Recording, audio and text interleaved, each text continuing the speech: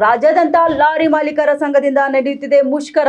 ಇನ್ನು ವಿವಿಧ ಬೇಡಿಕೆಗಳನ್ನು ಈಡೇರಿಸುವಂತೆ ಆಗ್ರಹಿಸಿ ಕಲಬುರಗಿಯಲ್ಲಿ ನಡೆಯುತ್ತಿದೆ ಪ್ರತಿಭಟನೆ. ಕಲಬುರಗಿಯಲ್ಲಿ ಲಾರಿ ಮಾಲೀಕರ ಸಂಘದಿಂದ ನಡೆಯುತ್ತಿದೆ ಮುಷ್ಕರ.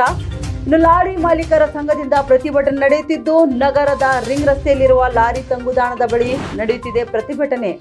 ಇನ್ನು ಸರತಿ ಸಾಲಿನಲ್ಲಿ ಲಾರಿಗಳನ್ನು ನಿಲ್ಲಿಸಿ ಪ್ರತಿಭಟನೆ ನಡೆಸಲಾಗುತ್ತಿದ್ದು, ತೆರಳುತ್ತಿರುವ ಲಾರಿಗಳನ್ನು ಸೈಡ್ಗೆ ಹಾಕಿಸಿ ಪ್ರತಿಭಟನೆ ಮಾಡುತ್ತಿದ್ದಾರೆ.